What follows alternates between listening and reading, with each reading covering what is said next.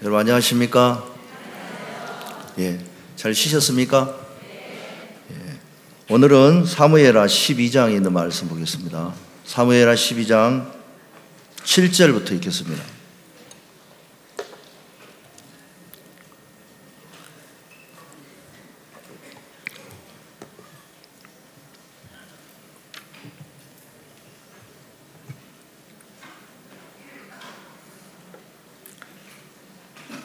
구약성경 사무엘하 12장 7절입니다.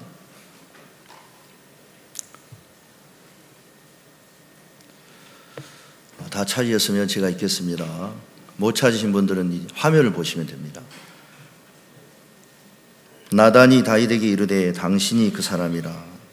이스라엘 하나님 여호와께서 이처럼 이르시기를 내가 너를 이스라엘 왕을 삼기 위하여 내게 기름을 붓고 너를 사울의 손에서 구원하고 내 주인의 집을 내게 주고 내 주인의 처들을 내 품에 두고 이스라엘과 유다 족속을 내게 맡겼느니라.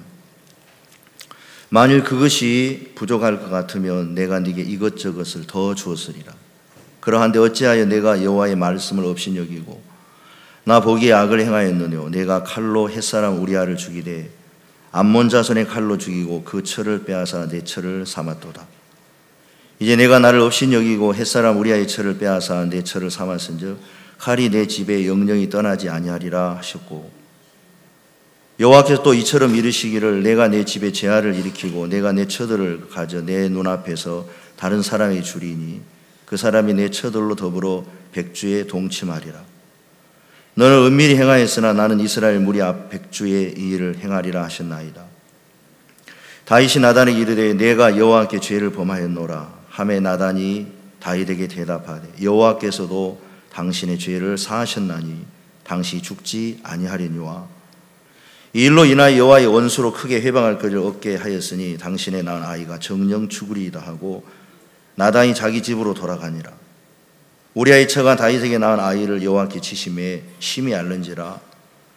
다윗이 그 아이를 위하여 하나님께 간구하되 금식하고 안에 들어가서 밤새도록 땅에 엎드렸으니 그 집에 늙은 자들이 곁에 이르러 다윗을 일으키려 하되 왕이 듣지 아니하고 저희로 더불어 먹지도 아니하더라. 이래 만에 그 아이가 죽으니라. 그러나 다윗의 신복들이 아이의 죽은 것을 왕에게 고하기를 두려워하니 이는 저희가 말하기를 아이가 살았을 때에 우리가 말하여도 왕이 그 말을 듣지 아니하셨나니 어떻게 그 아이의 죽은 것을 고할 수 있으랴. 왕이 회상하시리로다 함이라. 다윗이 그 신복들의 서로 수군거린 것을 보고 그 아이가 죽은 것을 깨닫고 그 신복들에게 묻되 아이가 죽었느냐 대답하되 죽었나이다. 다윗이 땅에서 일어나 몸을 씻고 기름을 바르고 의복을 갈아입고 여호와의 전에 들어가서 경배하고 궁으로 돌아와서 명하여 음식을 그 앞에 베풀게 하고 먹은지라. 신복들이 왕께 묻되 아이가 살았을 때에는 위하여 금식하고 우시더니 죽은 후에는 일어나서 잡수시니 어찌미니까. 가로되 아이가 살았을 때에 내가 금식하고 운 것은 혹시 여호와께 나를 불쌍히 여기사 아이를 살려주실는지 누가 알까 생각하며니와 시방은 죽었으니 어찌 금식하랴. 내가 다시 돌아오게 할 수 있느냐. 나는 저에게로 가려니와 저는 내게로 돌아오지 아니하리라. 다윗이 그 처 밧세바를 위로하고 저에게 들어가 동침하였더니 저가 아들 낳음에 그 이름을 솔로몬이라 하니라. 여호와께서 그를 사랑하사 선지자 나단을 보내사 그 이름을 여디디아라 하시니 이는 여호와께서 사랑하심을 인함이더라. 25절 말씀까지 읽겠습니다.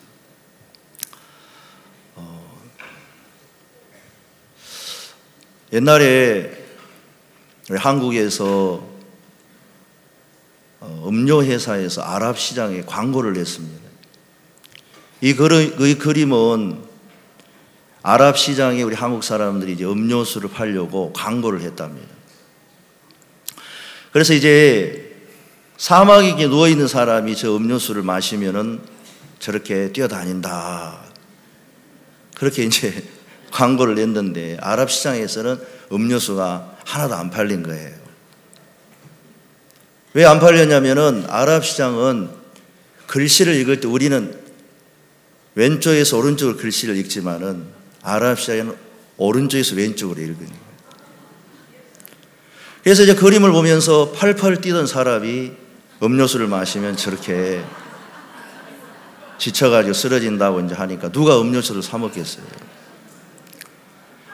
많은 걸 다 아는 것처럼 보여도 아랍 나라의 그 이제 글씨를 읽는 법을 모르니까 사람이 그렇게 되는 것처럼, 저도 신앙생활 하면서 저는 하나님께서 어떤 일을 만나든지 하나님이 모든 걸 선으로 바꾸시지만은 그걸 모를 때는 제가 할 때가 정말 많았습니다. 근데 하나님이 어떤 일을 만나든지 하나님은 선하신 분이기 때문에 모든 사람을 향하여서 선으로 모든 것을 다 해결해 주신다는 거예요. 제가 춘천에 이제 부산에 다대포에 있다, 춘천에 이제 왔습니다. 부산에 다대포에 있다 춘천에 왔는데, 춘천에 이제 오자마자 어떤 형제님께서 신문을 가지고 와서, 목사님, 우리 교회 예배당 부지가 토지 개발의 지구 지정이 되었습니다. 저는 뭐 그런 걸 처음 들어본 얘기인데 그게 무슨 얘기입니까? 예, 시에서 시를 개발하기 위해서 땅을 개발해야 되는데 시에서는 돈이 많이 드니까 토지개발공사에 그걸 맡겨서 토지개발공사에서 개발을 하는데, 이제 임으로 개발해야 할 지구를 지정해서 그 땅값을 배상하고 그 땅값을 이제 개발해서 이제 많이 받아내는 거예요. 그래서 시를 이렇게 개발하고, 근데 이제 문제는 뭐냐면은 땅값을 물론 이렇게 지불하지만은 우리가 살고 있었던 그 이제 예배당 부지는 그 돈으로 지불을 받아도 지금처럼 좋은 땅을 살 수가 없다는 거예요. 그래서 목사님, 이거 전부터 일어난 일인데 목사님이 제발 지구지정 안 되도록 좀 하십시오. 그래서 저희들이 이제 우리는 국제 청소년연합 사단법인 IIF와 자매결연이 맺어져 있고, 또 공익을 위해서 일하는 교회이기 때문에 좀 봐달라고 몇 번 소리를 넣었지만 토지개발공사에서는 그런 얘기를 들어주지 않았습니다. 나중에 이제 이분들이 토지개발 이제 그 공사에서 우리 땅을 이제 지구지정한다고 묶어놔 버렸습니다. 그래서 이제 강제로 땅을 우리가 팔리게 되고 이분들이 이제 강제로 우리 땅을 이제 묶어두는 겁니다. 저는 이제 춘천에 가서 할 일도 많고 하나님께서 좋은 곳에 보내주셔서 건물도 짓고 또 IIF도 하고 싶고 또 손님도 받고 싶고 뭐 그런 일들이 참 많은데, 그런 일을 당하니까 너무 난처했습니다. 입장이. 젊은 목사가 교회에 와서 좋은 일이 일어나야 되는데 이런 일이 일어나니까 저도 마음이 안 좋고, 그래서 이제 땅이 지구 지정이 되어서 제가 목사님에게 가서, 목사님, 땅이 이제 토지개발 지구 지정이 돼서 우리의 임으로, 우리 땅이지만 우리 임으로 할 수가 없습니다. 그러니까 목사님께서 땅으로 보상을 받게 그렇게 말씀 한마디 해주시더라고요.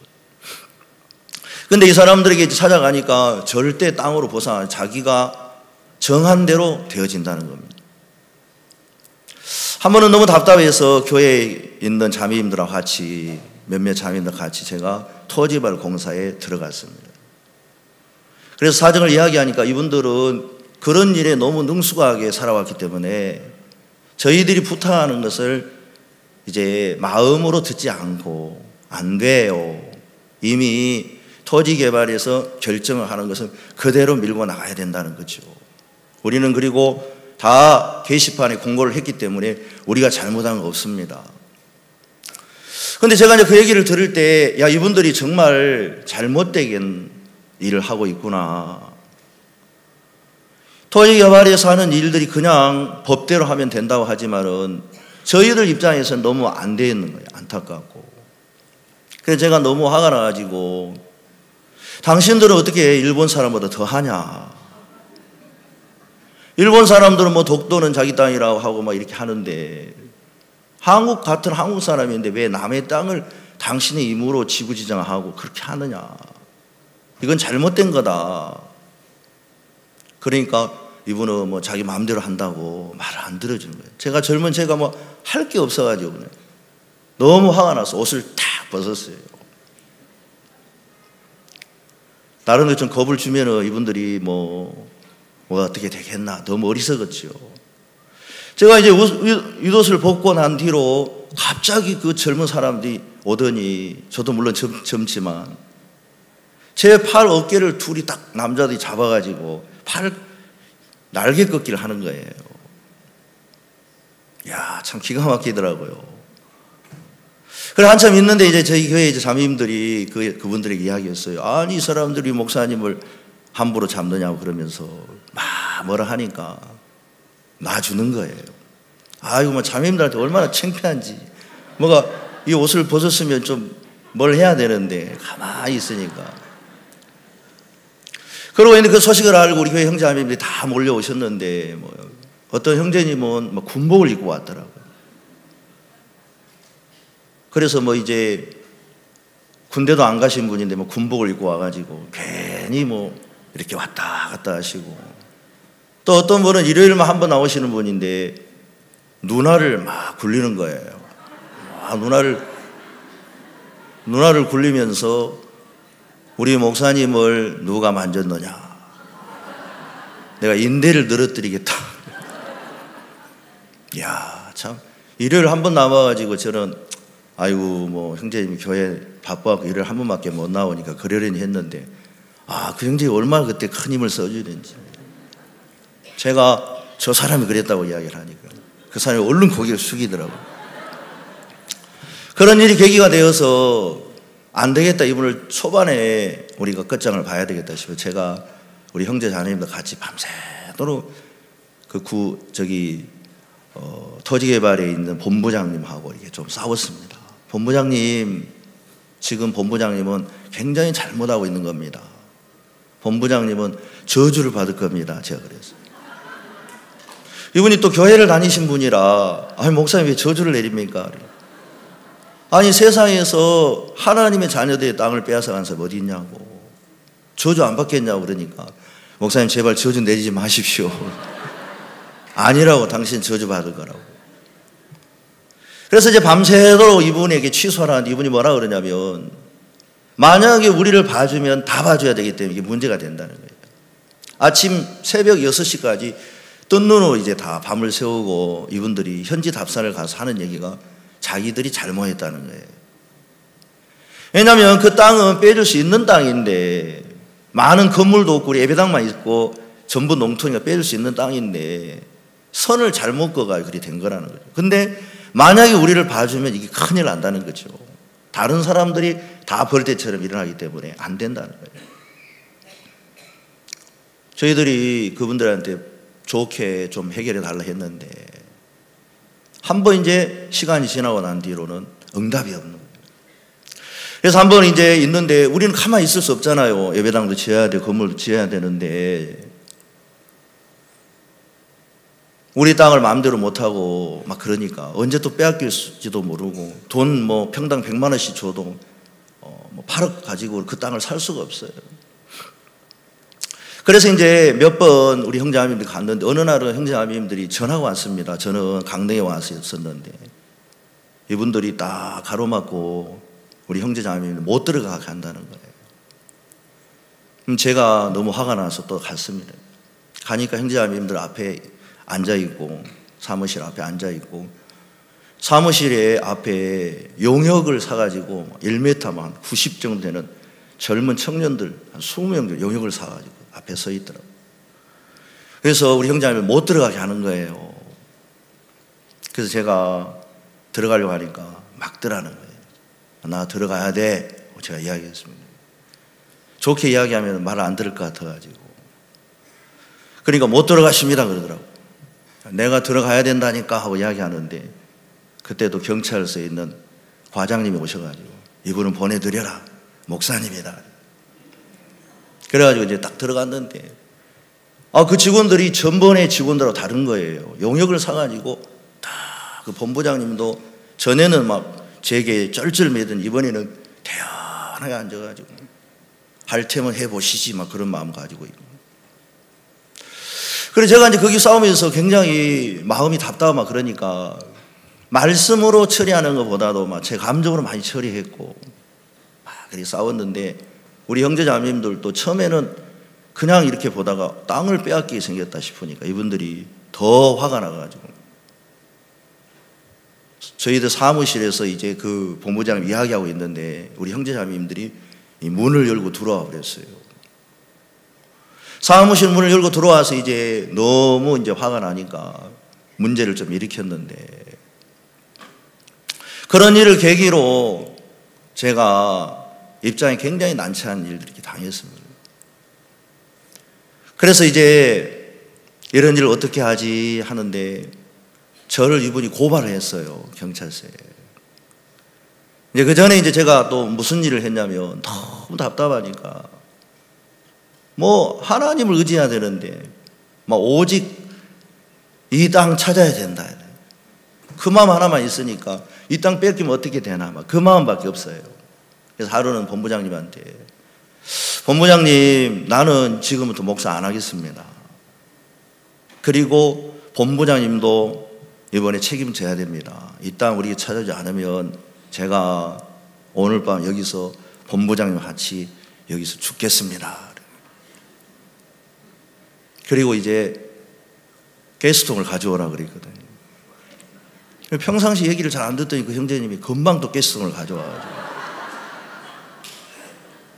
그래서 한참 이제 본부장님 저하고 오늘 손을 꽉 잡고, 제가 손을 꽉 잡고 있었어요. 오늘 이 토지개발 공사는 여기서 다 날아갑니다. 저도 죽고 본부장님 막 벌벌 떨더라고요.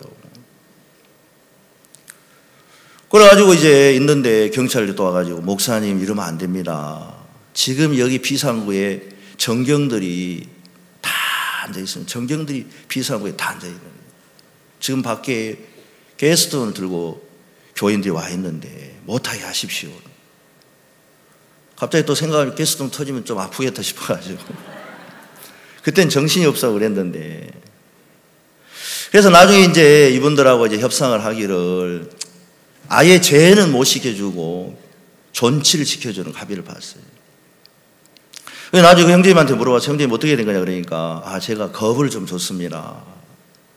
가스통을 이렇게 여는 신용을 하면서 이제 라이터를 들고 겁만 줬다 그러더라고요. 이분들은 이제 겁을 먹어가지고, 저는 뭐 그렇게 하면 될 줄 알았는데 안 되는 겁니다. 우리 할머니들도 너무 오늘 화가 나가지고 할머니들이 쫓아갔어요. 할머니들 쫓아가서 그 할머니들이 가니까 또 문을 닫아놨는데 할머니 인도하는 형제님이 전화 왔는 거예요. 목사님 어떻게 할까요? 한참 생각하다가 다윗이 여부성을 들어갈 때 수구로 올라간 게 생각나가지고 그 지하로 한번 내려가 보라고 그래요. 지하실에도 문이 열려가지고 할머니도 올라가셨어요. 야, 할머니들이 화가 나니까 얼마나 무서우신지.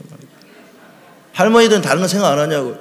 그 돈 연보해가지고 땅을 사서 예배당을 지었는데 빼앗기 생겼다 싶으니까 할머니들이 가가지고 뭐 그 본부장님, 단장님 막 꼬집어 버렸어요. 그래가지고 나중에 제가 경찰서 잡혀갔는데 하여간 이제 고발을 당할 뻔했는데, 저희 할머님들도 숨이 너무 많이 차가지고 거의 진단 3주 나오셨더라고요. 그래가지고 맞고서를 하니까 거기서 봐주더라고요. 그래가지고 할머니들 때문에 제가 교도소 가고 그래서 한 번씩 이제 무슨 일이 있으면 말 안 들으면 할머니들 모시고 가겠습니다. 그러면 제발 할머니들 모시고 오지 마시고. 근데 이제 그러고 이제 이렇게 아예 재척은 받지 못하고 자기들이 개발하는 동안 존재를 지켜준다 하는데, 이것도 이제 애매한 게 뭐냐면 존치를 하다 보면은 존치 개발 부담금을 또 내야 되는 거예요. 왜냐하면 자기들이 도로도 다시 닦고, 그 다음에 이제 뭐 가스 배관을 묻어주고, 그 다음에 하수구도 새로 만들어주고 그러니까 그게 1억이라요. 그래서 제가 이제 그걸 낼 수 없어 목사님께 또 말씀드렸더니 목사님께서 절대 내지 마라. 왜 우리가 개발도 안 하고 자기들이 개발해가지고 돈을 내라 하느냐. 저도 그런 마음이 들더라고요. 그래서 절대 못 낸다고 했는데, 이분들은 휴가가 늘 일하는 게 2박 3일이에요. 2박 3일 일하고 다시 쉬고 2박 3일. 왜냐하면 저 같은 일을 만난 사람이 너무 많으니까. 한 번은 그 직원 중에 한 분이 그러더라고요. 목사님 진짜 잘하신 겁니다. 엠만이 싸워갖고는 눈 하나 깜짝 안 한다는 거죠. 그래서 이렇게 싸워줘야지 위에서 문제를 해결해 준다고. 잘 싸우고 있다고 그러더라고요. 거기 보니까 또 같은 편이 있어요. 근데 이제 이분들이 도저히 이제 말로 해서 안 돼서 존치부담을 내라 그래 제가 또 쳐들어갔습니다. 근데 이제 그 중에 한 분이 2년 전에 그 길을 떠났다가 다시 돌아온 분이 있는데, 목사님, 아직도 이거 해결 안 됐습니까? 그러기 전에 이제 제가 어떤 일이 있었냐면, 너무 답답하니까 성경을 읽는데, 참 성경이 좋더라고요. 왜냐하면 성경에는 제가 무슨 일을 당했을 때 해결할 수 있는 모든 말씀이 다 기록되어 있더라고요. 그게 뭐였냐면 창세기 47장의 말이었습니다. 창세기 47장에 보면은 애국과 이스라엘의 가나안 땅에 기근이 들었을 때 요셉에게 곡식을 사러 오는데, 처음에 사람들이 돈을 가지고 오고, 두 번째는 가축을 가지고 오고, 세 번째는 집문서, 땅 문서를 가지고 옵니다. 근데 이제 애굽의 바로의 제사장들은 땅을 팔지 않는 겁니다. 왜 그러냐면 그 나라의 신을 섬기니까 바로가 녹을 주니까, 월급을 주니까 이제 안 팔아도 되는 거예요. 세상에 이런 말씀이 있었나. 그래서 제 마음이 그런 마음이 들더라고요. 세상의 신을 섬기는 제사장도 그 땅을 안 빼앗기는데 어떻게 구원을 받은 그리스도인이 사는 예배당을 빼앗기겠나. 확실하게 믿음이 들어오는 거예요. 그 말씀 하나가.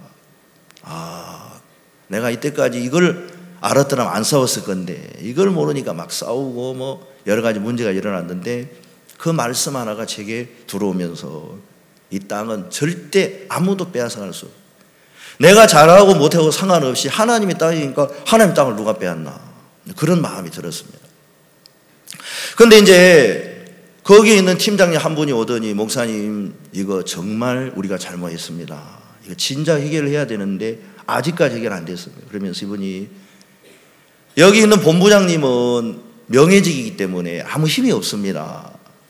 팀장님들이 실제 일의 권한을 다 가지고 있으니까 팀장들이 다 제가 허락을 받아 도장을 받아 볼 테니까 목사님 아무 걱정하지 마십시오. 그런데 제가 믿음이 안 가는 거예요. 왜냐하면 이 사람들 못 믿겠더라고요. 금방 거짓말하고 그러니까.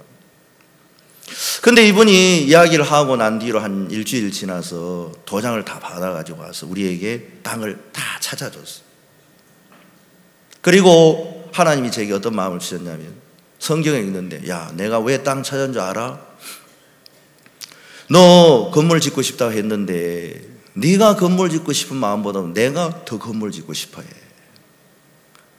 하나님께서 앞으로 이 복음을 하기 위해서 건물도 필요하고, 강릉에도 큰 건물이 있고 원주에도 큰 건물이 있는데, IIF를 하다 보면 손님도 많이 오는데 이 건물을 좀 지었으면 좋겠다는 마음을 제가 가졌는데, 저보다도 하나님이 그 마음을 주는 거예요. 에스라스를 읽다가 그 마음이 확실하게 왔어요. 그래서 제가 목사님께 전화를 드렸습니다. 목사님, 제가 건물을 좀 짓고 싶습니다. 목사님께서 돈 좀 있는가 그러시더라고요. 없어요, 목사님. 전화를 하고 난 너무 한심한 거예요. 건물 지으려면 좀 준비를 해야 되는데 제가 오다만 이제 받으려고 했는데, 그래서 목사님 찾아가서 목사님께 무슨 얘기를 하시냐면, 나는 다른 게 아무것도 중요하지 않아. 자네 마음이 중요한데 왜 지으려고 하지? 그러시는 거예요.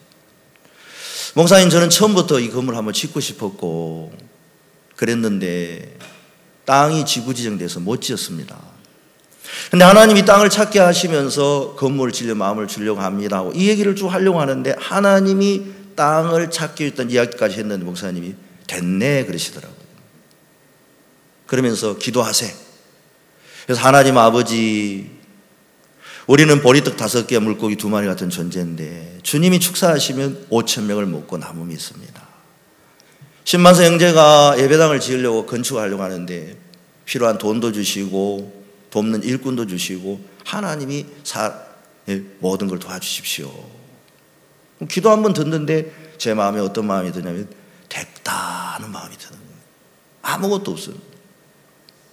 그래서 우리가 이제 건물을 지으려고 이제 왔는데 작정을 했는데, 목사님 좀 크게 지으라 하신 거예요. 300평씩 3층으로 지으라. 300평 900평인데 평당 300만 원씩 해도 27억이 들어가는데, 그런데 땅이 이제 300평이 맥시멈이 안 돼서 260평이 맥시멈이 돼서 260평 3층이면 800평인데 800평이면 평당 그때만 해도 300만 원씩 들으면 24억이 있어야 되는데 작정이 17억이 작정이 된 거예요. 작정만. 헌금은 안 나오고 작정만 17억 됐는데, 작정하고 난 날 어떤 분이 제게 찾아와서 목사님, 제가 드릴 말씀이 있습니다. 적어도 24억이 있어야 되는데 지금 17억이 작정이 됐으니까 이 돈 가지고는 건축을 못합니다. 그러니까 평수를 줄이면 좋겠습니다. 아, 형님 그래요. 알겠습니다. 그러면 목사님께 가서 우리가 허락을 받죠 하고 이제 그냥 물러나려고 하는데, 그분이 뭐라 이야기하냐면, 목사님 성경에 1만의 군대를 가지고 이방과 싸울 때 군대에 만약에 지게 되면 항복을 하지 않았습니까? 그래서 안 되는 거 목사님 하지 마십시오. 그리고 뭐 사실 우리 선교에서 예배당 짓고 뭐 좋은 목사님도 있습니까? 연수원 가고 다 그러는데, 그래가지고 제가 그 얘기를 듣는데 이건 아니다 싶은 거예요. 뭐 평수를 줄이는 거야 그렇게 할 수 있지만은, 아니 형제님 어떻게 말씀을 그렇게 해석합니까? 1만의 군대를 가지고 안 되면 2만원과 싸우라는 것은 내 힘으로 안 되면 주님의 힘으로 싸우라는 것이고, 그리고 다윗은 골리앗하고 싸울 때 자기 힘으로 안 되면 하나님으로 싸웠는데, 그런 마음이 드니까 이건 아니다 싶더라고요. 그런데 이제 어느 날 어떤 자매님이 와서, 목사님 제가 건축하는데 제가 작정을 하고 싶습니다. 보통 알아 작정하고 목사한테 잘 묻지 않는데 물어서, 자매님 얼마를 작정하려고 그러십니까? 10억을 작정하겠다는 거예요. 이분은 10억을 작정할 수 있는 분이 못 돼요.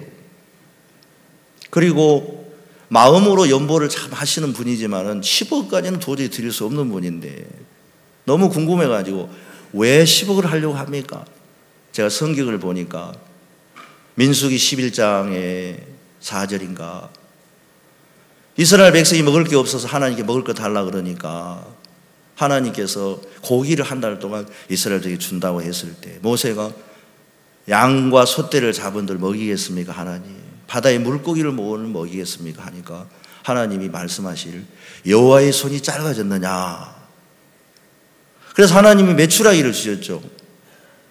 땅에 있는 짐승, 바다에 있는 고기만 생각했는데 모세는 하나님은 제3의 세계, 하늘의 세계에서 메추라기를 보내가지고 한 달 더 먹게 하신 말씀을 이렇게 보면서, 이 자매님이, 목사님 저는 하나님의 세계에서는 1,000만 원이나 1억이나 10억이나 똑같다 생각합니다.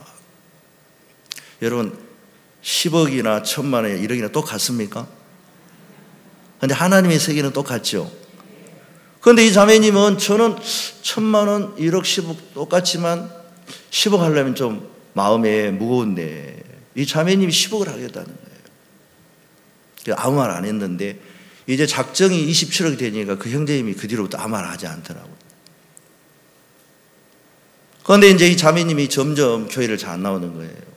왜냐, 연보를 하다 1,000만 원 넘고 하는데 10억이 어떻게 채워집니까? 안 되니까.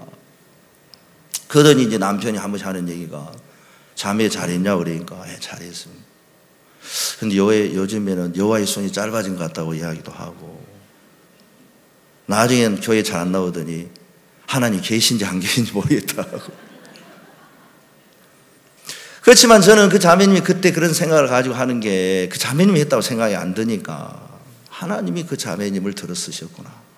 아무튼 우리가 건축을 다 마칠 수 있었고, 또 빚도 좀 졌지만 하나님의 은혜로 마칠 수 있었습니다. 저는 그 일을 하면서 무슨 마음 하나가 들었냐면, 여러 가지 형편이 있었지만 하나님이 분명하게 우리 땅을 찾아주시고 이 건축을 하나님 뜻이라는 마음이 들으니까, 형편이 오고 문제가 왔지만 제가 그걸 넘는 게 아니고 하나님이 주신 그 뜻이 그걸 넘게 만들더라는 거예요. 그래서 하나님 점점 제가 믿음으로 사는 게 아니고 하나님이, 당신이 내 안에서, 예수님이 내 안에서 사는 것을 계속 가르쳐 주는 겁니다. 그래서 저는 믿음으로 사는 걸 어렵게 생각을 했는데, 내가 믿음으로 사는 것이 아니라 하나님이 믿음으로 살도록 이끌어 주고 있구나. 예배당을 다 이제 마무리를 했지만 마무리하는 동안 들어갈 수 없었어요. 그래서 구원을 받은 어떤 형제님 집에서 몇 달 동안 지냈습니다. 그 형제님 참 고맙게 저를 맞아주셨습니다.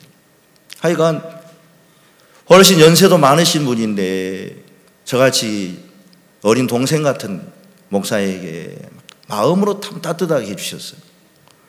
그러니까 제가 너무 고마워가지고 이분에게 뭘 보답해야 되겠다. 보답할 게 없어요. 근데 마침 이제 그때 그 형제님 동서되시는 분이 위암 말기에 걸려가지고 병원에 병문안 가는데 이야기를 하시더라고요. 그래서 형제님 제가 같이 가면 안 되겠습니까? 왜냐면은 저는 사실 그분 병문안 가는 것보다도 이 형제님이 뭔가 보답하고 싶은데 갚을 게 없으니까 동서니까 죽어가는 그분에게 복음 전해주면 좋겠다 싶어가지고 안양에 이제 병원에 입원했는데 가서 이제 같이 갔습니다. 근데 이제 이분이 위암 말기이기 때문에 너무 고통스러워가지고 말씀을 전해도 못 들으시는 거예요. 아파가지고. 점점 눕고 말씀을 듣더니 이제는 눈을 감고 피곤해가지고 계시길래 안 되겠다. 아픈 분한테 무조건 막 계속 말씀만 전하면 더 짜증나고 화가 나니까 차라리 안수기도 하고 다음에 와서 전해야 되겠다 하고 인사를 하고 나왔습니다. 근데 나와가지고 이제 춘천으로 돌아오는데 길을 잘못 들어가지고 30분 동안 헤맨 거예요. 30분 동안 헤매다가 제가 다시 바로 그 자리에 또 온 거예요. 그래서 이제 다시 왔는데 하나님이 제게 그런 마음을 주더라고. 야, 너 가지 마. 저분한테 복음을 전해줘라. 그게 제가 그랬어요, 속으로. 하나님, 제가 그냥 가려고 한 게 아니지 않습니까? 이분이 너무 아파가지고 힘들어하니까 제가 이렇게 기도하고 가려고 하는데 하나님 또 인사까지 하고 하는데 또 가라고요. 가라. 저 사람 오늘 저녁에 죽을 수도 있는데 네가 그냥 가면 되겠냐. 그래서 이제 제가 하나님이 저분을 구원하려고 하는 것이구나 하는 마음이 올라가 전화를 했습니다. 형님 제가 그냥 가려고 했는데 하나님 길을 잘못 들게 하셔 여기 왔는데 제가 다시 가도 되겠습니까? 그러니까 형제님이 목사님 오십시오. 병원에 들어가니까 그 동서되시는 분이 이제 밝은 얼굴 표정을 지으면서 앉아 계시는 거예요. 그래가지고 제가 어떻게 된 겁니까? 하니까 너무 진통이 심해가지고 진통제를 맞아 지금은 굉장히 기분이 좋다고. 그래서 제가 그분한테 이야기했어요. 선생님 저는 사실 제가 목사님 죄송합니다. 저는 선생님에게 복음을 너무 아프니까 제가 대충 하고 안수기도 하고 갔습니다 사실은. 근데 길을 잘못 들어 30분 동안 길을 잘못 여기 왔는데 제가 여기 온 것은 하나님이 선생님을 사랑해서 여기에 보내신 거라 확실하게 믿습니다. 그래서 제가 복음을 전할 테니까 복음 들으시겠습니까? 그러니까 예, 이분이 너무 좋아하는 거예요. 왜냐하면 하나님이 당신을 사랑하는데 좋아하지 않는 사람 누가 있겠습니까? 그래서 마음을 활짝 열고 복음을 듣고 구원을 받으라. 저는 그분에게 처음에는 제가 가는 줄 알았는데 나중에 한 가지 아는 건 뭐냐면 제가 가는 게 아니고 하나님이 가셨구나. 그러니까 제게 어떤 믿음이 일어나는 게 아니고 저는 항상 부족하고 또 항상 엉뚱하고 항상 잘못하는 그런 경우가 너무 많은 겁니다. 제가 일부러 그렇게 하지 않으려고 해도 제가 하는 것은 항상 그런 거예요. 근데 그때마다 저는 실망하고 나는 왜 이러냐, 내가 하는 일은 왜 그러냐, 꼭 안 좋은 일이라는 것처럼 보이지만 나중에 한 가지 아는 건 뭐냐면 너는 그렇게 하지만은 너 안에 내가 있잖아. 내가 그리스도와 함께 십자가에 못 박혔나니 이제는 내가 사는 것이 아니라 내 안에 그리스도께서 사신다는 거죠. 하나님은 무슨 일을 만나는지 제가 못하는데 하나님은 전혀 관심이 없고 그거 문제 삼지 않고 모든 문제를 다 하나님이 처리해 주셨어요. 지금 생각해 보면 내가 참 어리석었구나. 제가 첫날 사회를 보면서 그 얘기했는데 어느 누가 이야기를 이렇게 해준 얘기 저녁에 해드렸는데 한 번 더 하겠습니다. 어떤 할아버지가 호텔을 찾아가는데 메리어트 호텔이라는 그 호텔을 찾아간다고 이제 하는데 연세가 많으시니까 그 호텔 이름이 잘 안 이어지는 거예요. 연세 많으신 분만 아니라 젊은 사람도 잘 안 이어질 때 있어요. 메리어트 호텔, 메리어트 호텔. 금방 이야기를 듣다가 또 까먹어버리는 거예요. 그래서 손자가 하는 얘기가 할아버지 메리어트 호텔 가르쳐주다가 할아버지 그거 잊어버리면 이거 한번 생각을 해보세요. 메리어스 아시죠? 메리어스 알지. 그 메리어스 생각하면 메리 앞에만 따가지고 호텔, 메리어트 호텔 그거 생각하면 돼요. 막 가르쳐 주는데 오히려 할아버지가 되게 깔려버리는 거예요. 이제 그래도 이제 메리어트 이제 호텔에 애워가지고 택시를 탔는데 기사 양반이 할아버지 어디 가십니까? 타자마자 잊어버리는 거예요. 근데 사람이 또 잊었다가 갑자기 엉뚱하게 생각날 때 있잖아요. 뭐가 생각났냐면 난닝구가 생각나요. 그래가지고 난닝구 호텔이 혹시 있냐고 하니까 보통 운전수 같으면 화를 낼 건데 이 운전수가 예 할아버지 알겠습니다 하더니 메리어트 호텔로 모시다 드린 거예요. 할아버지 너무 신기해가지고 내가 난닝구 호텔을 하는 것 같은데 어떻게 메리어트 호텔로 데려다 줬습니까? 할아버지 제가 운전하다 보니까 별 사람이 다 있어요. 한 번 어떤 아주머니가 전설의 고향을 가자 그래가지고 내가 예술의 전당에 데려다 주지 않았습니까? 말이 잘못 나온 거예요. 정확지 않으니까. 그러니까 이 운전수는 운전을 처음에는 말도 안 되는 소리 하고 있네 하지만 이분도 점점 운전을 많이 하다 보니까 또 자기도 실수할 때가 있으니까 그런 걸 이제 생각하다 보니까 할아버지가 어떤 호텔을 찾고 계시는데 잊어버렸구나. 그래가지고 이렇게 이야기. 그래서 좀 생각을 해보니까 할아버지 마음을 읽을 수가 있는 거예요. 그런 운전수만 있다면 얼마나 편하겠습니까? 근데 그렇지 못하면 되는데 저도 누가 어려움 속에 있으면 그걸 좀 헤아려 주면 좋은데 같이 연약하면서 헤아려 줄 때가 못할 때가 있는데 하나님은 또 그렇지 않더라고요. 우리 인간이 잘못하고 부족하고 그래도 항상 우리 편에서 모든 일을 아름답게 해결해 주고 모든 일을 감싸 주시고 은혜로 다 이끌어 주시는 거예요. 때로는 우리에게 책망을 하시고 우리에게 아픔을 주셔도 그것이 우리에게 해를 끼치기 위함이 아니라 하나님이 더 좋은 것을 주시려고 하시는 것이라는 걸 제가 알겠더라는 거예요. 제가 오늘 이제 사무엘하 12장의 말씀을 읽었습니다. 여러분 사무엘하 12장에는 여러분 잘 아시듯이 다윗이 우리아의 아내 바세바와 동침을 한 후에 범죄를 했습니다. 그리고 그 죄를 가리기 위해서 남편 우리아까지 죽였습니다.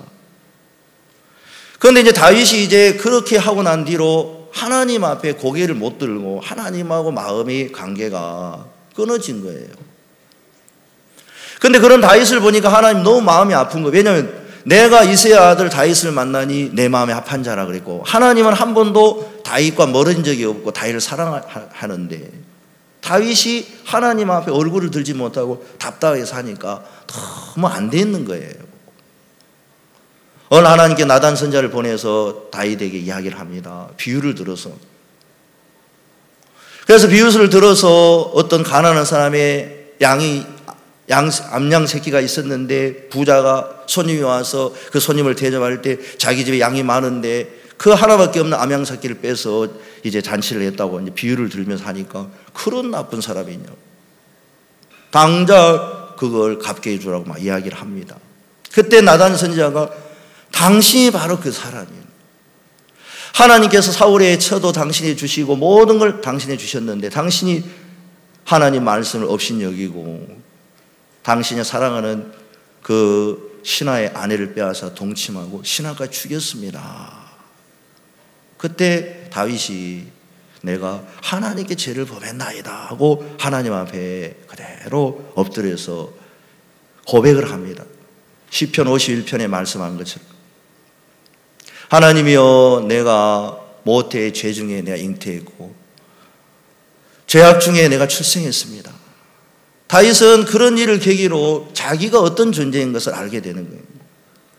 그냥 간음하고 살인하는 것도 잘못되어 있지만 그는 깊이 마음을 더듬게 하나님 하시면서 자기가 알 수 없는 하나님이 보는 눈으로 간음하기 전에 살인하기 전에 어미 모태의 죄악 중에 출생한 사람이고 어제 저녁에 목사님이 말씀하신 것처럼 이미 죄로 말미암아 무녀의 씨 그렇게 이야기하시면서 이사야 말씀하시면서 마치 돼지가 소가 될 수 없듯이 미꾸라지가 붕어가 될 수 없듯이 우리 인간 자체가 이미 죄로 말미암아 하나님 앞에 멸망을 당할 수밖에 없는 모습을 다윗에게 가르쳐 주셨고, 다윗은 그 사실을 알고 하나님 앞에 자기를 인정했습니다. 하나님께서 다윗에게 하나님께서 당신의 죄를 사했다고 말씀했습니다. 왜냐하면 죄를 짓는 것은 인간이지만 하나님은 죄를 사하시는 분이니까, 하나님이 사했다 그러면 사하는 겁니까? 안 사하는 겁니까? 사하셨어요. 하나님은 이미 다윗의 죄를 사했습니다. 그럼 하나님은 다윗이 죄를 지은 것 때문에 다윗이 마음을 닫고, 부모가 자식을 향하여서 항상 마음이 열려 있지만 그 자식이 부모를 향하여 잘못한 걸 실수한 것 때문에 마음이 닫혀 있다면 자식의 마음만 아픈 게 아니고 부모의 마음이 더 아프겠지요. 그러자 하나님은 다윗이 어떤 죄를 범해도 다 사해 주시고 그 다윗을 사랑하는데, 다윗이 하나님을 향하여 마음이 숨어 다니고 피해 다니니까 하나님은 크게 마음이 너무 아픈 거예요. 다윗이 범한 죄를 들추어내기 시작했고 하나님이 심판하기 시작했습니다. 너는 은밀한 중에 죄를 범했지만 나는 백주에 네 처들을 다른 사람으로 취하게 하겠다. 야, 얼마나 고통스럽겠습니까? 그 다음에 내가 네 죄를 사했지만은 네가 낳은 아이를 내가 치겠다. 왜냐하면 이 일로 인하여 네가 나의 원수로 인하여 회방할 거리를 얻게 되었다 하면서 그 아이를 하나님이 치십니다. 하나님이 죄를 사하셨는데 왜 그 아이를 쳤을까? 다윗은 하나님 앞에 잘못했고 죄를 산 하나님 너무 감사하기도 했지만 그 아이가 죽는 것에 대해서 마음이 아픈 거예요. 그래서 하나님 이 아이를 살려주십시오 하고 그 아이를 무릎을 꿇고 기도하고 금식하고 몇 날 며칠을 그 아이 앞에 있었습니다. 신하들도 그걸 봤어요. 그런데 그 아이가 살아나지 않고 죽어버렸어요. 이제 문제는 뭐냐면 신하들이 그 죽은 아이를 다윗에게 이야기하려고 하니까 오히려 다윗이 지금 살았을 때도 저렇게 고통스러운 죽은 그 사실을 이야기하면 얼마나 마음이 아플까 싶어서 그 말을 참아 못하는 거예요. 자기들끼리 이야기를 했습니다. 야, 임금님한테 이야기해야 되는데 어떻게 하지? 이야기를 어떻게 해? 살았을 때도 저렇게 하나님 앞에 간절히 기도했는데 죽은 사실 이야기하면 얼마나 마음 아파 회상할 거야. 그 일을 인하여서 슬퍼하고 계속 괴로워할 거라는 거죠. 그 소리를 듣고 다윗이 수근거리는 소리를 듣고 딱 알아차렸습니다. 아이가 죽었느냐? 예, 죽었습니다. 그런데 아이가 죽었다는 얘기를 들으면 다윗이 바로 일어서서 이제 나라의 일을 돌보러 나가버린 거예요. 며칠 전에 아이를 위해 기도하는 모습하고 정다른 모습이었어요. 신하들이 너무 이상해가지고, 아니 임금님 왜 이렇게 하십니까? 아이가 살았을 때 그렇게 간절하시더니 죽으니까 왜 이렇지요? 그래 하니까, 야, 내가 하나님께 그때 기도하는 거 살려달라고, 하나님 살려줄 거여서 내가 기도했다. 그런데 지금 하나님 죽였다. 그런데 내가 더 이상 이 아이를 운다고 해서 이 아이가 살아날까? 안 살아나요. 이제 내가 저 아이에게 가거든요. 저 아이는 내게 돌아올 수 없어 하고 다윗은 더 이상 그 죽은 아이에 대해 미련을 두지 않습니다. 그리고 다시 이제 우리아의 아내 밧세바 동침해서 아들을 낳았는데 그 아들의 이름을 여디디아라고 하나님이 지어줬습니다. 그 여디디아라는 이름은 뭐냐면은 여호와께 사랑을 입었다, 그런 뜻입니다. 자, 여러분, 이 성경을 제가 읽다가 하나님 무슨 마음을 제게 주냐면, 야, 참 감사하다. 물론 이 아이가 죽은 게 감사하면 그런 이야기가 아니라, 만약에 이 아이가 살아있다면 사단은 늘 괴롭혔을 거예요. 야, 다윗이 범죄 저 아이를 낳았어. 사단은 늘 회방하고 다윗이 믿음으로 담대히 달려나갈 때마다 마음을 약하게 하고 주눅들게 하고 어렵게 했을 거라는 거예요. 그러면 사단의 회방을 받지 않게 해서 하나님은 이것을 다윗을 정말 사랑해서 다윗이 죄를 짓고 사탄이 다윗을 회방하고 많은 사람이 회방하지 못하게 해서 하나님은 마치 다른 사람이 뭐라 하지, 부모가 자기 자식을 책망하는 것처럼 하나님이 다윗을 책망해 하고 그 죄값을 하나님 이미 갚으셨지만 또 그 아이를 죽이신 이유는 다시 사람들이 다윗에게 뭐라고 할 수가 없도록 하나님 만드셨다는 거예요. 야, 다윗은 하나님 그 값을 지불했다. 아이가 죽었어. 또 하나님께 다윗에게 이 아픔을 줬어. 그리고 하나님이 다윗을 사랑하셔서 그렇게 다윗에게 옛날의 삶에 매이지 아니하고 새로운 삶을 살게 하기 위해서 모든 삶을 끝내고 하나님은 이제 다윗에게 새로운 아들을 하나 줬는데 그 아들이 누구냐면 솔로몬이라는 아들을 줘서 하나님이 새롭게 살게 하려고 하셨다는 것입니다. 제가 이 말씀을 읽으면서 하나님 감사합니다. 제가 이 아이가 죽은 아이처럼 제가 구원을 받고도 늘 내 자신의 변화를 기대해 왔었습니다.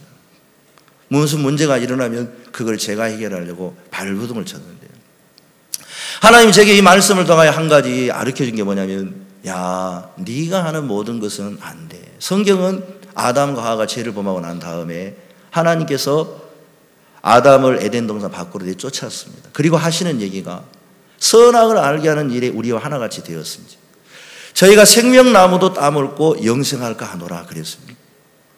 하나님 왜 아담과 하와를 에덴 동산에 내쫓았냐면, 만약에 에덴 동산에다 놔두면 선악을 알게 한 나무를 따먹었으니까 죄가 이미 있는 상태에서 생명나무를 따먹으면 영원히 이제 아담과 하와는 저주를 받게 되는 거예요.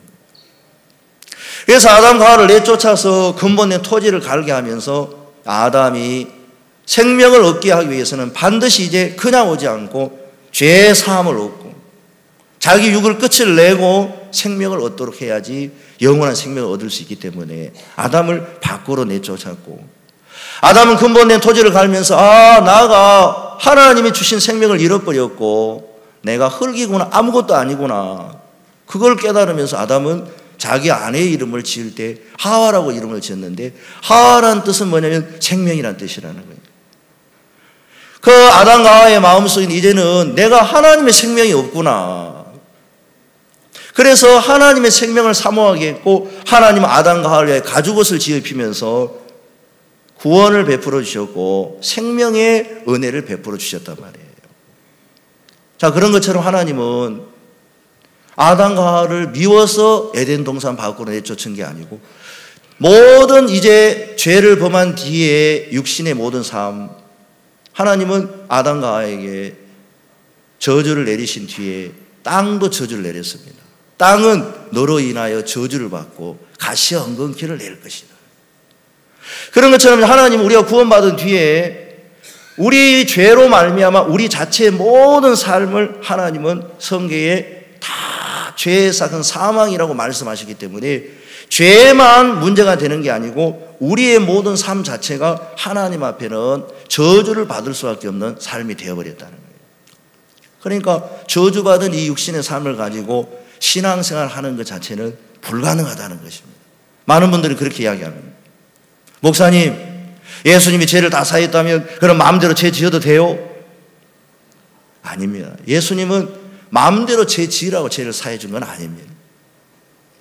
그러면 내가 죄를 안 지어야 됩니까? 예, 하나님이 우리가 죄를 안 짓는 거, 그것도 하나님은 기대하시지도 않아요. 왜 그러냐면 우리 인간의 육신은 이미 죄로 많이 오염됐기 때문에 죄를 안 범하는 것도 의미가 없고, 죄를 지으라고 하나님 죄를 사해 준 게 아니라 하나님은 그냥 우리 죄를 사해 줄 때 우리 자체에 대하여 끝을 내셨다는 거예요. 왜 우리 자체에 대해 끝을 내셨냐면 육신은 이미 저주를 받아버리기 때문에 하나님이 이제 우리를 구원하실 때 무엇을 주셨냐면 선물로 성령을 주셨다는 거예요. 성령은 하나님 당신을 우리의 마음에 영으로 주셨다는 거예요.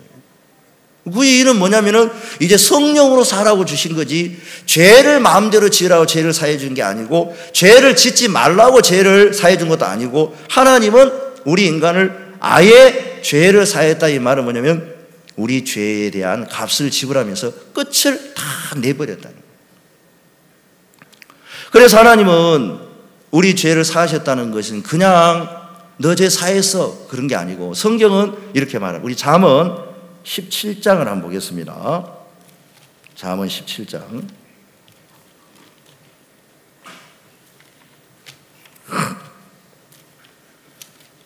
잠언 17장 15절을 읽겠습니다.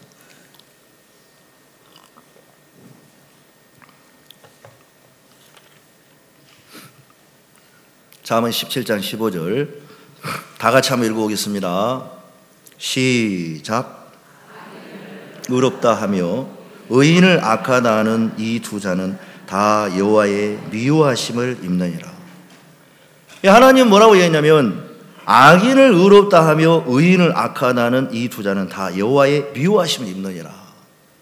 그 말은 무슨 얘기냐면 사람이 죄가 있는데 하나님은 우리 사람을 보고 뭐라 그러냐면 의롭다 하고 이야기를 하십니다. 그러면 대부분 사람들은 내가 죄를 지었고 악한데 하나님 나를 의롭다 그래. 하나님은 그렇게 하지 않는단 말이에요. 그러니까 이제 대부분 사람들은 자기가 죄를 짓고 악한데 하나님 의롭다고 생각하니 그걸 못 받아들이는데 하나님께서도 악인을 의롭다 한다거나 의인을 악하다 한다거나 이 두 자는 여호와께서 미워하심을 입는다. 그러니까 하나님은 절대 악인을 악하다 그렇게 하시지 악인을 의롭다 그런 말씀 안 하신단 말이에요. 의인을 의롭다 그러지 의인을 악하다 그렇게 말씀하시지 않는다는 거예요. 신명기 25장에도 재판장이 재판을 할 때 악인은 악하다 그러고 의인은 의롭다 그렇게 재판하라 그렇게 말했어요. 그러면 하나님께서 우리를 보고 로마 3장 23절에 보면 모든 사람이 죄를 범하였음에 하나님의 영광에 이르지 못하더니 그리스도 예수 안에 있는 구속으로 말미암아 하나님의 은혜로 값없이 의롭다 하심을 얻은 자 되었다 할 때 하나님이 우리를 보고 의롭다 하실 때는 그냥 의롭다 하시지 않고 구속으로 말미암아 그렇게 말하고 있는 거예요. 그러면 성경에서 구속이라는 말은 두 개가 합해졌습니다. 구원 플러스 속죄를 합해서 구속이라고 말합니다. 그러니까 예를 들면 제가 서점에 가가지고 책을 한 권 샀는데 그냥 가지고 나오면 도둑질이 되는 거예요. 그러나 그 값을 지불하고 나오면 도둑질이 아니고 그 값을 지불했기 때문에 떳떳한 것처럼 하나님 우리를 의롭다 하실 때 그냥 의롭다 하시는 게 아니고 우리의 죄값을 인하여서 확실하게 그 죄값을 지불하시고 우리가 의롭기 때문에 하나님 우리를 의롭다 하신다는 거예요. 그래서 하나님께서 의롭다고 말씀하시는 것은 의인이 아니고 죄인인데 의롭다고 말씀하시는 게 아니라 의롭기 때문에 하나님은 의롭다고 말씀하실 때 반드시 그냥 우리는 값없이 의롭다 하심을 받았지만 하나님 편에서는 그 값을 정확하게 지불을 다 해주셨다는 거예요. 그래서 다윗을 향하여 하나님은 그냥 하나님이 다윗을 의롭다 그렇게 말씀하시는 게 아니라 하나님은 다윗을 향하여서 예수 그리스도로 말미암아 그 값을 전부 지불해 주시고 또 사단에게 회방을 받지 않게 하시려고 그냥 다윗은 아무 문제 없어 그냥 하나님이 다윗을 책망하시고 하나님이 다윗을 심판하시고 하나님이 그 다윗을 떳떳하게 살 수 있도록 모든 걸 해 주시고 거기서 벗어나게 하시는 것처럼 하나님은 우리에게 그냥 의롭다 그런 게 아니고 우리의 죄값을 인한 하나님은 죄값을 정확하게 전부 다 지불을 하시고 우리를 보고 의롭다고 말씀하셨다는 거예요. 그래서 우리의 삶 속에 우리가 살 때 하나님은 내가 한다 그 말은 뭐냐면 우리 자신에 대해서 하나님은 죄만 사해 주는 게 아니고 하나님이 예수님을 십자가에 못 박힐 때 죄만 사해 준 게 아닙니다. 그 죄를 짓는 우리 육신도 하나님께서는 십자가에 못 박아 버리셨다는 거예요. 그래서 갈라디아 2장 20절에 보면 내가 그리스도와 함께 십자가에 못 박혔나니 이 말은 뭐냐면 하나님의 거룩하신 아들 예수께서 우리 때문에 십자가에 못 박혀 죽으셨기 때문에 우리는 그냥 구원을 받았지만 하나님 편에서는 당신의 가장 사랑하신 그 아들을 죽였기 때문에 훨씬 더 우리 인간이 지불할 수 없는 더 귀한 값으로 다 지불을 해놓으시고 우리에게 값을 지불해 주셨습니다. 여러분 그러니까 값을 지불해 주시고 의롭다 하시니까 우리가 하나님 앞에 떳떳합니까? 안 떳떳합니까? 그래서 사람들은 그냥 내가 죄가 있는데 하나님 그냥 용서했다는 차원으로 생각하는 분들이 많기 때문에 자기에게 매이는데 하나님은 우리가 죄가 있는데 죄 없다고 말씀하시고 의롭다고 말씀하신 게 아니라 하나님 앞에 분명하게 나갈 수 있도록 해놓고 그렇게 하셨다는 거예요. 그래서 저는 사무엘하 12장을 읽으면서 하나님께서는 이제 다윗에게 옛날에 그 죽은 아들을 인하여 연연해 사는 게 아니라 이 죄로 말미암아 아들이 죽은 것처럼 하나님은 내 육신 자체를 하나님 이미 관심이 없고 내 자신에 대해서 무릎을 꿇고 내가 내 자신을 바꾸려고 기도하거나 괴로워하거나 어려워하거나 더 이상 그러기를 하나님은 원치 않는구나. 이제 나에게서는 아무런 미련을 둘 필요가 없다고 하시고 나에는 이미 하나님은 끝을 내셨구나. 여러분, 성경에서 하나님은 우리 보고 우리를 바라보기를 원치 않습니다. 왜 우리를 바라보기를 원치 않냐면 기대할 게 있어야 바라보죠. 어제 저녁에 목사님 이야기하신 것처럼 다시는 기대할 게 없기 때문에 하나님 우리를 바라보지 않게 하셨고 이제 새로운 세계는, 그 새로운 건 뭐냐면 하나님이 다윗을 사랑하사 솔로몬을 주죠. 이 솔로몬은 죄 없이 이제는, 그 전에 다윗이 죄로 말미암아 우리아가 살았을 때는 바세바 동치는 난 아이지만 이제 그 모든 죄값을 하나님 지불하시고 이제 바세바와 동침하고 난 이 솔로몬은 전혀 그 죄와 상관없이 하나님이 새로운 이제 아들을 주어서 하나님께 사랑함을 입었다 하는 것처럼, 여러분, 우리가 구원을 받은 이후에 하나님은 십자가에서 우리 죄만 사하신 게 아니고 우리 자체를 완벽하게 처리해 놓으시고 이제는 예수님의 성령을 주셔서 성령으로 말미암아 우리가 모든 일을 살도록 하셨단 말이에요. 그래서 우리가 살아가는 동안 어떤 일이 일어났을 때 우리가 못하는 것에 대해서 하나님은 매이기를 원치 않는다는 거예요. 그래, 너는 그래. 이게 너무 감사하다. 저는 그런 하나님의 마음을 몰랐을 때 제가 처음부터 끝까지 모든 걸 잘해야 된다고 생각했습니다. 근데 처음에는 육이 나타나더라고요. 내가 하려고 하는 게 나타나고 내가 잘 못하고 넘어지고 엎드려지는데 그때 내가 안 되니까 모든 걸 포기해야 되겠다. 그게 아니라 하나님은 다 방법이 있고 하나님은 길이 있고 하나님 얼마든지 거기서 해결할 수 있는 능력이 있어서 모든 것들을 해결해 주는 것을 봤다는 것이죠. 제가 이번에 고척 그 스카이돔에 부활절 주차장을 얻고 난 뒤에 그분이 이야기하더라고요. 목사님, 우리가 이번 한 번은 해줍니다. 그런데 이게 앞으로 계속해서 다른 사람도 와서 빌려달라, 이게 곤란한데 이번 한 번밖에 안 됩니다. 근데 제 마음에 걱정이 찾아왔어요. 왜 그러냐면 부활절날 그걸 얻기 이전에 이미 7월 9일날 우리가 그라스 합창단 콘서트도 이미 얻어놔 버렸어요. 그러니까 한 번만 하니 그 말이 내게 기분이 좋겠습니까? 근데 또 가서 이제 얻어야 되는데 예 하고 그냥 대답하고 왔어요. 제 마음 안에는 또 짐이 하나가 있는 거예요. 이제 콘서트를 하기 위해서 그 장소를 또 얻으러 가야 하는데 그때 하신 분의 얘기가 어찌 그리 잘 들어오는지 한 번만. 그래서 또 가야죠. 아니나 다를까 가니까 이분이 목사님 여기 이렇게 함부로 오는 데 아닙니다. 절차를 밟아서 오십시오. 그 말은 뭐냐면은 이제 안 해주겠다는 거예요. 그래서 체육진흥과 가는데 그 팀장님이 저를 도우셨는데 이번에는 완전히 완강히 거부하는 거예요, 이분이. 그리고 안 되는 이유가 7월 1일부터 7월 한 달 동안 물놀이장을 개장해가지고 그 축구장을 버스로 대관할 수 없고 일반 자가용이 온다는 거예요. 그러니까 안 된다. 그래서 제가 공문 넣겠습니다. 그러니까 공문 넣지도 마세요. 보지도 않을 거라는 거예요. 다른 분한테 물어보니까 공문은 넣어도 되는데 왜 그러냐고 그러시더라고요. 공문 넣고 기다리고 해도 안 되겠다고. 직소문 이런 거 그분을 찾아가도 안 돼요.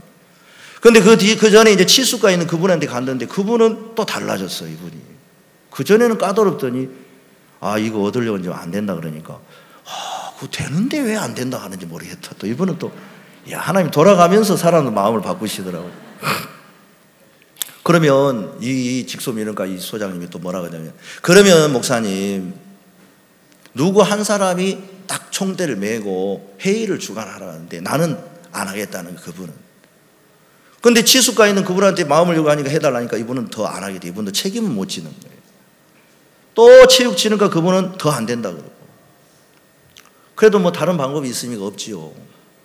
아무리 가도 안 되더라 이번에는. 그래서 목사님께 말씀을 드렸어요. 목사님, 제가 이번에 가는데 안 된다고 그래서 말씀 하나 주십시오. 말씀 한번 해 주십시오 하려고 했는데 목사님 너무 여기까지 피곤하셨는데 화장실에 이제 잠깐 가다가 이야기를 드렸는데 목사님이 말씀 하나 주십시오 하려고 이제 속은 이렇게 하 있고 지금 이번에 안 되는데 또 가야 되는데 말씀하죠. 이 말까지는 내가 못했는데 목사님께서 빨리 갔다 와 그러시더라고요. 목사님이 빨리 갔다 오라면 갔다 와야죠, 그죠? 갔는데 그분이 뭐라 그러냐면 오히려 이제 저도 이제 답답하지만 자꾸 가니까 그분들이 괴로워하더라고요. 목사님 사정은 딱한데 제가 한 군데 알아본 데가 있는데 그게 뭐냐면은 교도소, 구치소 허문 자리인데 거기 한번 가보십시오. 이분이 다 가르쳐 주더라고요. 근데 거기는 또 차를 댈 수가 없는 거예요. 그래서 또 가고 이제 우리 진행 맡은 목사님을 또 모시고 가고 했는데 이 직수민원과에 있는 실장님이 이번에 또 도와줘야 되겠다. 그래서 체육진흥과 그 팀장님 말고 다른 팀장님을 부른 거예요, 이분이. 그래서 이분이 항상 하시는 얘기가 이번에는 절대 안 되지만 되는 걸로 이렇게 해가지고 허가를 해서 해주는데 목사님 이번이 마지막에 절대 안 됩니다. 다음에 또 하실 겁니까? 그러더라고요. 내가 또 생각해 보니까 다음에 또 할 거 분명한데 치수가 있는 그 팀장님이 보니까 계속 할 것 같은데 그러시더라고요. 이분이 알고 두 번째 해주셨는데 감사하더라고요.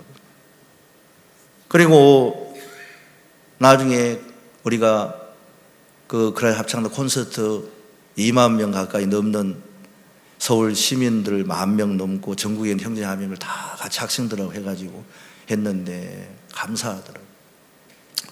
그리고 난 뒤로 너무 고마워서 거기 있는 직원을 제가 그 소장님 찾아갔어요. 하나님이 기쁜 소식을 주더라고요.